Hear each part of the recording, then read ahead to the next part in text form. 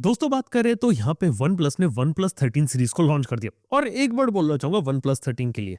अच्छा है लेकिन महंगा है। हालांकि जो फोन मेरे को ठीक लगा वो है वन प्लस का 13R। देखो सबसे पहले बात करते हैं वन प्लस 13 की। ओवरऑल काफी सारे फीचर है। 6.82 इंच का 2K plus 120 hertz LTPO OLED display, Snapdragon 8 elite है। और हाँ, डिस्प्ले के लोग एक्स्ट्रा वारंटी, एक्स्ट्रा चीजें प्रोवाइड कर रहे हैं। Even crystal shield super ceramic glass protection भी दे रहे हैं और सारी चीजें डिस्प्ले में डाली है ताकि ग्रीन लाइन बिल्कुल भी देखने को ना मिले। और सीधी सीधी बात है, इस बार लोगों का भरोसा इसलिए जीतना चाहते हैं क्योंकि ग्रीन लाइन की प्रॉब्लम बहुत ज्यादा निकल गई थी और इस समय उन्होंने supplier, display technology, extended warranty सब कुछ दे रहे हैं ताकि जो लोग हैं वो ग्रीन लाइन के डर से निकले और उनके फोन को दोबारा से परचेस करना शुरू करें। क्योंकि अगर अभी तक आप लोगों ने देखा होगा ना, वन प्लस की सेल्स में बहुत बड़ा डिक्लाइन है। वो शायद 13 सीरीज इस डिक्लाइन को कवर अप कर सकता है, लेकिन इसको और बेटर बना सकते थे अगर फोन की कीमत 60,000 रुपए ले आते। क्योंकि अभी फोन 70,000 का लॉन्च है और 70,000 के हिसाब से फीचर्स वगैरह तो ठीक है, लेकिन यार थोड़ा महंगा लगता है यार। क्योंकि स्नैपड्रैगन 8 एलीट के बाकी फोन थोड़े सस्ते आते हैं और लोग अगर भरोसा जीतना था जो उसे कम कीमत में लाया जा सकता था, एटलीस्ट मेरे ओपिनियन में। इसके बाद देखा तो स्नैपड्रैगन 8 एलीट के साथ LPDDR5X रैम है, UFS 4 स्टोरेज है, Oxygen OS 15 के साथ आ रहा है with 4 OS update and 6 year of security updates. Android 15 out of the box है।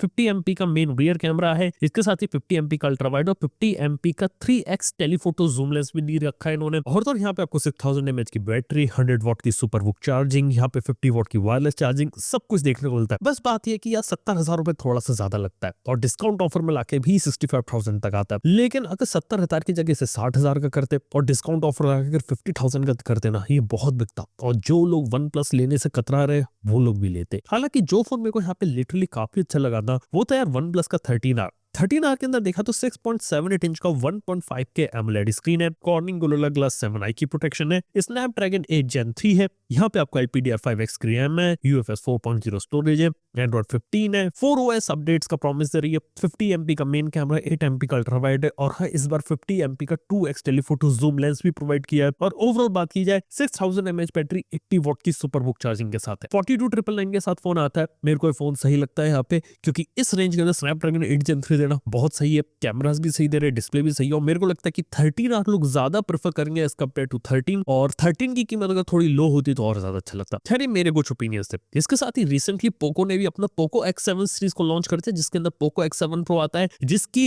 एक्चुअल प्राइस है 27,999 रुपीज। हालांकि 2,000 रुपए का डिस्काउंट लाके और कम कीमत में हो जाएगा, लेकिन वो प्रोडक्ट मेरे को X7 Pro काफी ठीक लगा क्योंकि देखा तो उसमें 6.67 इंच का डिस्प्ले है, 120 हर्ट्ज है, इसके साथ ही कॉर्निंग गोरिल्ला ग्लास आई की प्रोटेक्शन है, प्रोसेसर डिमेंसिटी 8400 अल्ट्रा दे रहे हैं। ये देखा तो स्नैपड्रैगन 8 Gen 3 के बाद जो नीचे वाले जो प्रोसेसर्स आते हैं ना, तो उस हिसाब से 8400 अल्ट्रा एक अच्छा प्रोसेसर है। इसके साथ ही LPDDR5X रैम, UFS 4 स्टोरेज है, एंड्रॉइड 15 के साथ आ रहा है, Xiaomi HyperOS 2.0 के साथ पहला फोन होता है इंडिया में आने वाला। ये एक स्ट्रॉन्ग पॉइंट है। इसके साथ ही 50 MP का मेन कैमरा है, 8 MP का अल्ट्रा वाइड है और इस फोन के अंदर 4K 60 FPS वीडियो रिकॉर्डिंग का भी फीचर है। 6550 mAh की बैटरी विद 90 वॉट की चार्जिंग के साथ फोन मेरे को यहाँ पे काफी सही लगा। अंडर 30,000 रुपीज में एक पावरफुल परफॉर्मेंस पैक्ड फोन इन्होंने यहाँ पर निकाला है और प्राइसिंग भी इसकी यहाँ पे काफी ज्यादा सही है। इसके साथ बात किया तो पोको X7 है जो थोड़ा सा मिक्स्ड बैग यहाँ लग सकता है। 21,999 से उसकी कीमत स्टार्ट है। 1.5K का 120 हर्ट्ज कर्व्ड OLED डिस्प्ले है। यहाँ पे आपको प्रोसेसर में डिमेंसिटी 7300 अल्ट्रा मिलता है।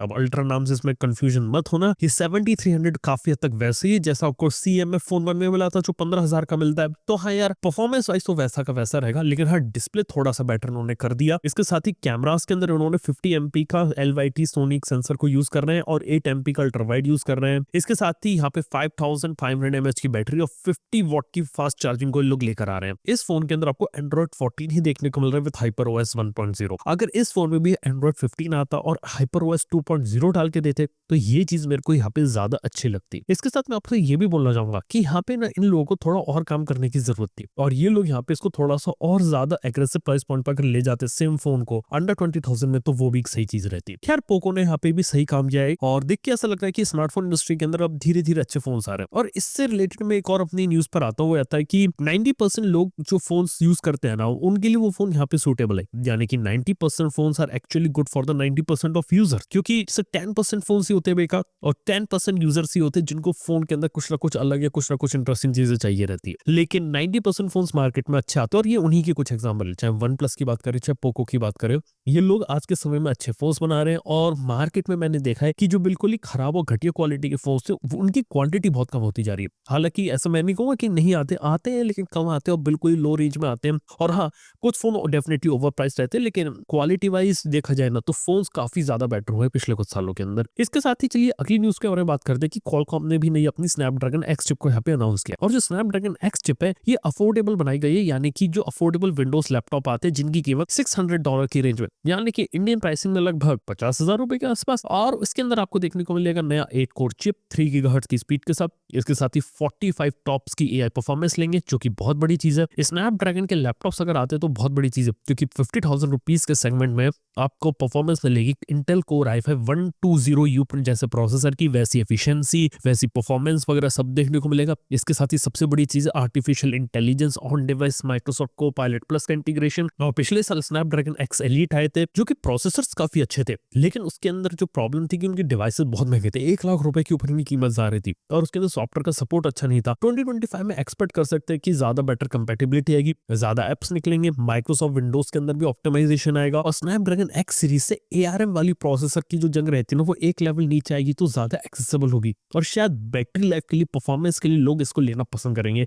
इसलिए ये प्रोसेसर मेरे को बहुत ही ज्यादा इंटरेस्टिंग यहाँ पर लग रहा है, क्योंकि इंडिया एक प्राइस सेंसिटिव मार्केट है और वहां पर ऐसी चीजें काफी ज्यादा कमाल कर सकती हैं। इसके साथ ही बात करना चाहूंगा इंडिया के प्राइस सेगमेंट के अंदर, क्योंकि इंडिया में 2025 में जो एवरेज सेलिंग प्राइस होने वाला है एक स्मार्टफोन का वो होने वाला लगभग 27,000 रुपए, यानी कि ऑन एन एवरेज लोग 27,000 रुपए का मोबाइल फोन यहाँ पर लेंगे। और उसके पीछे का रीजन ये क्योंकि यहाँ पे होने वाली ये EMI स्कीम, क्योंकि ज्यादातर फोन के अंदर अब लोग यहाँ पे EMI के ऊपर लेते हैं। हालांकि EMI के ऊपर मोबाइल फोन लेने को मैं बिल्कुल सपोर्ट नहीं करता हूँ, लेकिन हाँ यार ये EMI वाली स्कीम देखा जाए तो उसके कारण मोबाइल फोन के एवरेज सेलिंग प्राइस इंक्रीज हुए, जिस कारण से कंपनीज ने भी अपने प्रोडक्ट्स के रेट यहाँ पे इंक्रीज किए और बदले में आपको नई टेक्नोलॉजी, नई चीजें, नए फीचर्स ये सब यहाँ पे प्रॉमिस कर रहे हैं। हालांकि मैं अक्सर ये बोलता रहता हूँ कि ज्यादा बड़ा इंप्रूवमेंट, ज्यादा बड़े चेंजेस अब नहीं आ रहे जैसे आया करते थे। इसके साथ ही यहाँ पर एक बात कर सकते हैं एनवीडिया से रिलेटेड। सबसे पहले तो एनवीडिया की क्लाउड गेमिंग सर्विस आती है GeForce Now, जो फाइनली अब इंडिया में लॉन्च होने वाली है 2025 में। और इसके साथ ही जो एनवीडिया है यहाँ पर ये काम कर रहे हैं अपने खुद के बनाए गए प्रोसेसर के ऊपर, यानी कि एक कंपनी जो अपना खुद का प्रोसेसर यहाँ पे बना सकती है वो होती है एनवीडिया, क्योंकि एनवीडिया आज के समय में one of the most powerful company, one of the most valuable company दुनिया की, और उसके पास इतने रिसोर्सेज, इतना पैसा आज के समय में है कि वो अगर खुद का चिप बनाना चाहे तो बना सकते हैं।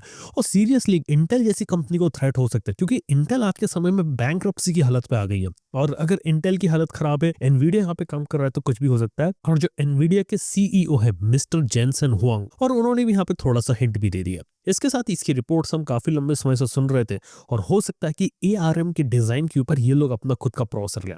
देखने वाली बात होगी एक ऐसा लैपटॉप जिसके अंदर एनवीडिया का GPU, एनवीडिया का CPU दोनों हो, तो डेफिनेटली इंटेल, AMD, स्नैपड्रैगन इनको बहुत तगड़ा कॉम्पिटिशन दे सकता है। खैर एनवीडिया AI के मामले में तो बहुत सॉलिड कर रही है, देखते हैं यहाँ पर चीजें कैसे रहती हैं। इसके साथ ही जियो, वोडाफोन आइडिया, एयरटेल, इनसे रिलेटेड भी काफी इंटरेस्टिंग न्यूज है कि एक रिपोर्ट से पता चलता है कि दिसंबर 2025 या 2026 की स्टार्टिंग में हम लोग सैडली एक और प्राइस हाइक एक्सपेक्ट कर सकते हैं। ये तकरीबन 15% का होगा, जहां पे 15% तक कीमत एक्जिस्टिंग रिचार्जेस की और ज्यादा इंक्रीज की जा सकती है। जैसे कि मैंने प्रेडिक्ट किया था कि 2026 के एंड तक एक और चीज हो सकती है, प्राइस हाइक, और एक और होगा, उसके बाद थोड़ी बहुत स्टेबिलिटी आएगी कुछ साल तक। लेकिन हाँ, हर कुछ सालों के अंदर अंदर एक प्राइस हाइक वाली जो चीज है वो यहाँ पे एक्सपेक्ट की जा सकती है। तो दोस्तों यार ये थे आज के इस टेक न्यूज वाले पॉडकास्ट के अंदर। आप लोगों को कैसा लगा?